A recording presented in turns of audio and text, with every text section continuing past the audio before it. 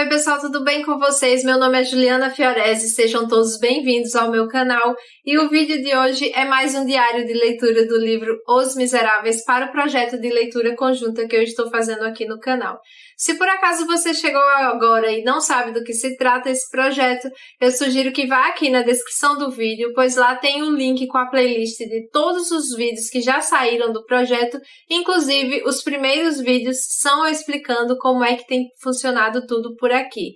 Além disso, tem também o link para download do nosso cronograma de leitura. Nesse cronograma tem as datas e os capítulos que nós leremos até o final do projeto em maio de 2021.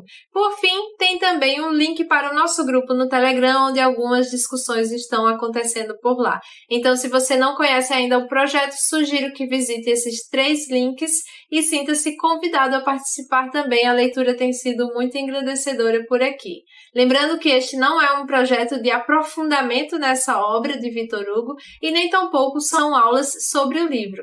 É mais uma troca de percepções de leitura que nós estamos fazendo, inclusive é isto que eu estou trazendo nesses meus diários de leitura. Então, deixo aqui mais uma vez o convite a todos que ainda não conhecem o projeto a conhecerem e participarem também. Aqui no capítulo 13, que se chama O Perverso Gervier, a gente vai ver Jean Valjean saindo da casa do bispo muito atordoado, muito desnorteado. Ele vai subindo ali as montanhas, às vezes ele vai até passar diversas vezes pelo mesmo local sem nem perceber, de tão agoniado, de tão atordoado que ele estava atônito ali quando saiu da casa do bispo, com tudo aquilo que o bispo tinha feito para ele. E aí ele vai caminhando, e aí chega um momento que ele para e ele fica ali sentado, perto de uma moita, perto de um local onde ele não conseguia nem mais enxergar a torre da igreja de longe. Então, assim, ele estava totalmente isolado ali e ele vai ficar ali com os pensamentos dele, sem saber se ele estava emocionado ou se ele estava se sentindo humilhado. Ele estava sentindo uma certa raiva ali, mas ele não entendia por que ele estava sentindo aquela raiva.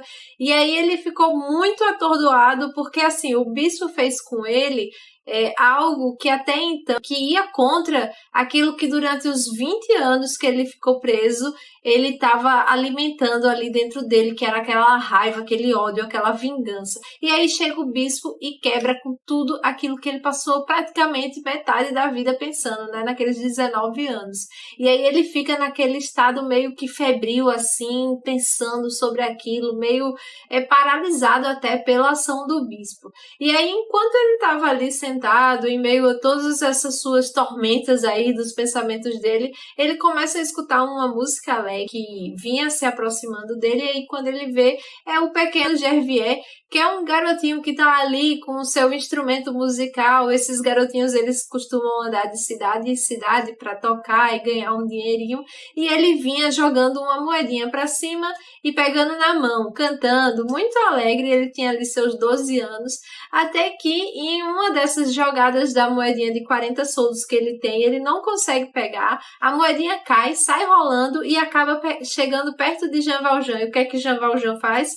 Ele pega, simplesmente coloca a bota dele, ele coloca o pé dele em cima da moeda e não tira por nada no mundo o pé daquela moeda. E aí o Gervier, ele na inocência dele, sem medo nenhum, vai se aproximando de Jean Valjean, pede, por favor, senhor, levante o pé, eu preciso do meu dinheiro. Provavelmente era o único dinheiro ali que ele tinha, era toda a sua fortuna.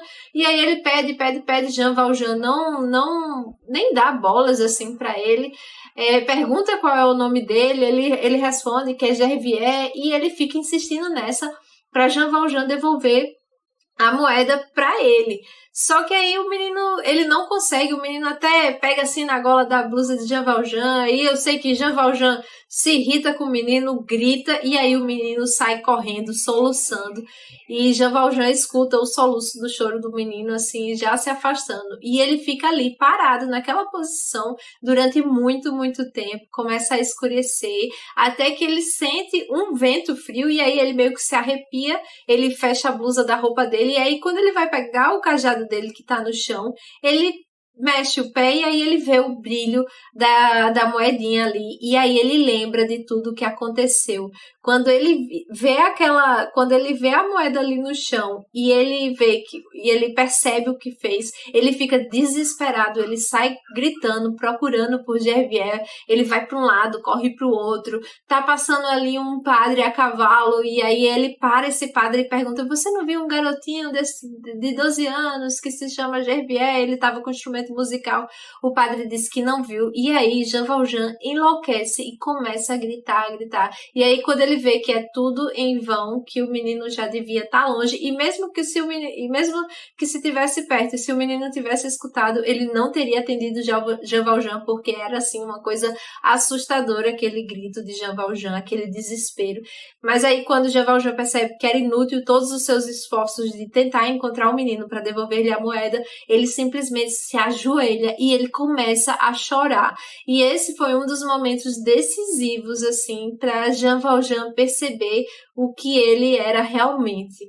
E aí as palavras do bispo vão ficar ali, sempre voltando, dizendo que o bispo... Aquelas últimas frases mesmo do bispo, que ele perdoou Jean Valjean e que com o dinheiro que ele estava dando ele deveria tornar-se uma pessoa boa.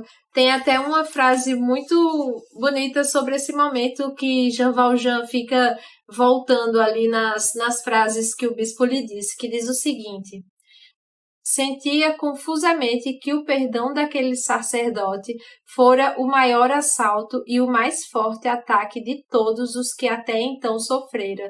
Seu endurecimento seria definitivo se resistisse àquela clemência. Se cedesse, seria preciso renunciar ao ódio de que os outros homens lhe haviam enchido a alma e no qual ele tanto se comprazia. Dessa vez era preciso vencer ou cair vencido, pois a luta, colossal e definitiva, já havia começado entre sua maldade e a bondade daquele homem, no caso o bispo, né? Ele já estava travando essa batalha há muito tempo.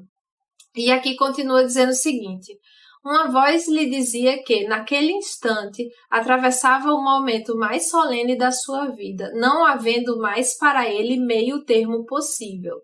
Se ainda não o era o melhor dos homens, tornar-se-ia o pior, sendo necessário, então, ou elevar-se mais alto que o bispo, ou cair mais baixo que o forçado. Se queria tornar-se bom, era preciso tornar-se anjo. Se queria tornar-se mal, era necessário tornar-se em monstro. E aí era o seguinte, ele estava ali num momento em que ele tinha que tomar a sua decisão, né? Independente de qual fosse a sua decisão, ela ia para os extremos. Se ele fosse bom, ele seria o melhor dos homens, ele seria um anjo, como diz aqui, ele teria que elevar-se acima do bispo, e se ele escolhesse ir para o lado da maldade, aí ele seria o pior dos seres humanos, ele seria realmente monstruoso. E aí a gente fica nesse embate que Jean Valjean estava tendo com ele mesmo, e o bispo apareceu na vida de Jean Valjean como se fosse uma luz muito, muito intensa que bate nos nossos olhos assim que a gente sai de um lugar muito escuro.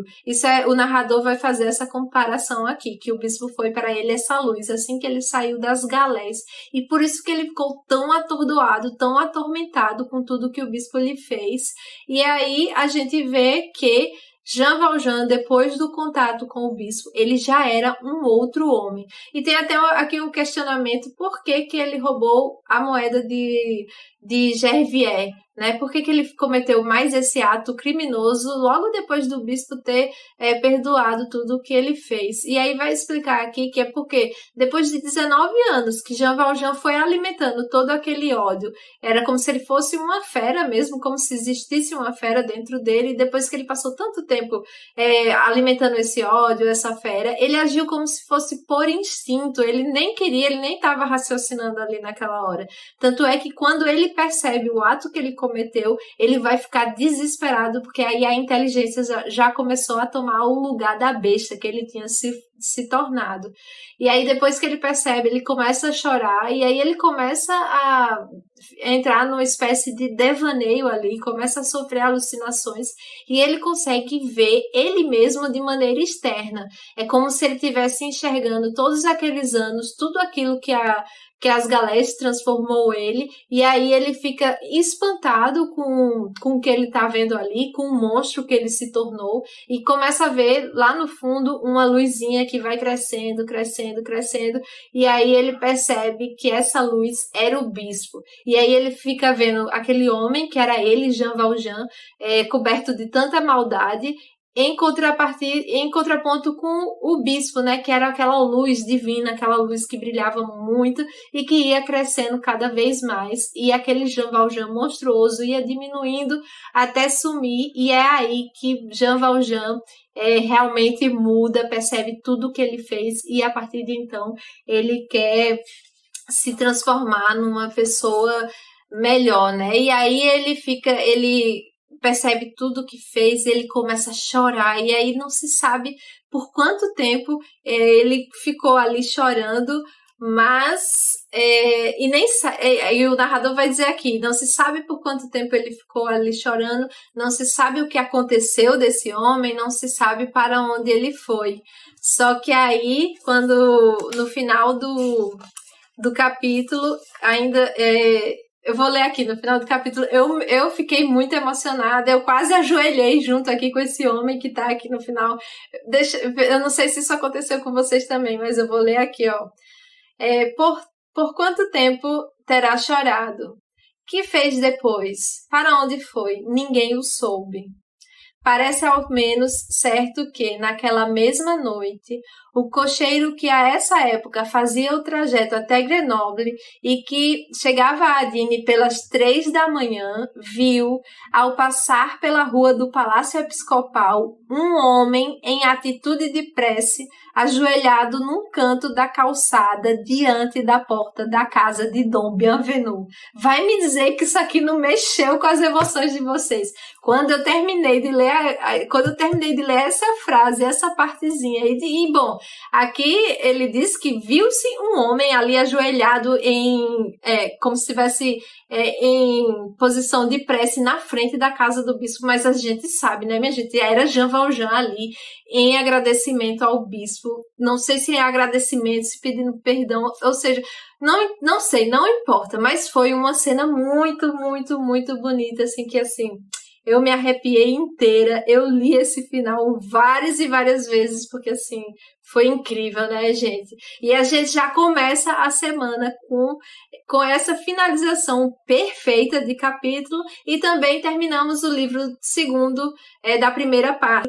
Me contem aqui nos comentários o que é que vocês acharam desses 2 livros que a gente já finalizou. Eu tô gostando cada vez mais fica difícil de parar na meta, eu quero sempre continuar, porque assim, eu tô encantada demais, eu fiquei com essa empolgação na primeira vez que eu li Os Miseráveis, e não está sendo diferente nessa segunda vez que eu estou lendo, então eu quero saber muito o que é que vocês estão achando até o momento da nossa leitura, então deixa aqui nos comentários.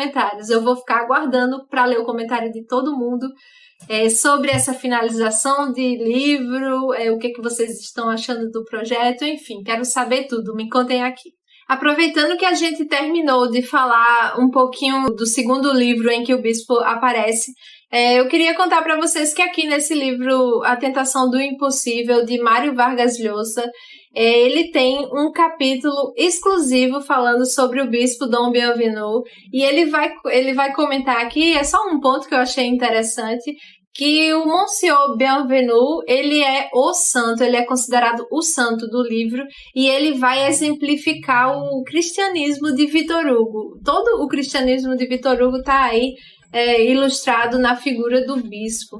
E vai comentar também que a principal tarefa que o bispo de Digne cumpre em Os Miseráveis é provocar a mudança do esforçado Jean Valjean de malvado em justo.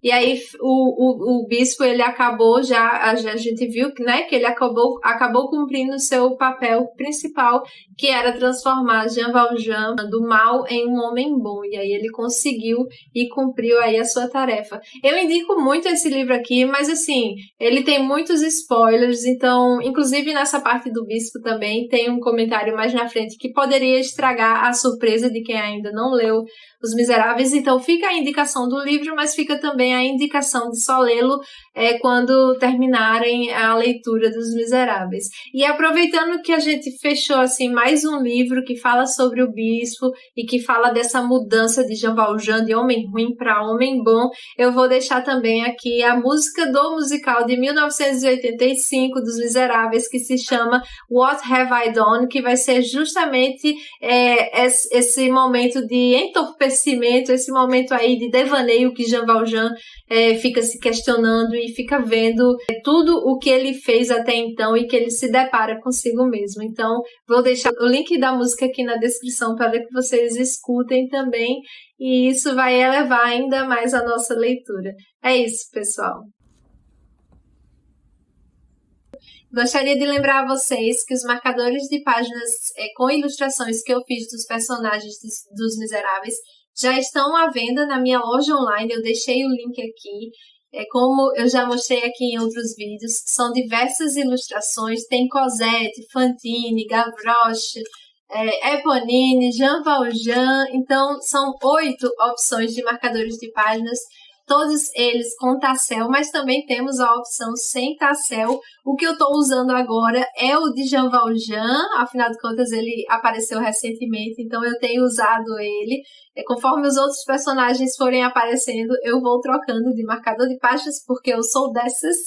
Então quem tiver interesse, o link da minha loja online está aqui na descrição desse vídeo. E de quebra, além de vocês terem uma leitura acompanhada de um belíssimo marcador de páginas, vocês também vão estar apoiando o meu trabalho, tá bom? Outra maneira de apoiar o meu trabalho, do clubinho de papelaria e organização que eu tenho no Apoia-se. Aqui na descrição desse vídeo tem também um link, e lá tem todas as informações. Convido vocês a entrarem lá para saber do que se trata. E além disso, tem também os links da Amazon, que eu coloquei aqui, de livros dos Miseráveis. Caso vocês ainda não tenham ou queiram adquirir alguma das edições que estão disponíveis no mercado, por favor, façam através desse link, porque comprando através desse link, a Amazon ela me transfere uma pequena porcentagem, e isso não tem custo adicional nenhum para vocês, e vocês ainda acabam ajudando o canal a crescer, tá certo, gente? Por favor, só para lembrar, curtam o vídeo, comentem, compartilhem, e vamos que vamos nessa leitura que está sendo tão incrível. Um beijo e até o próximo.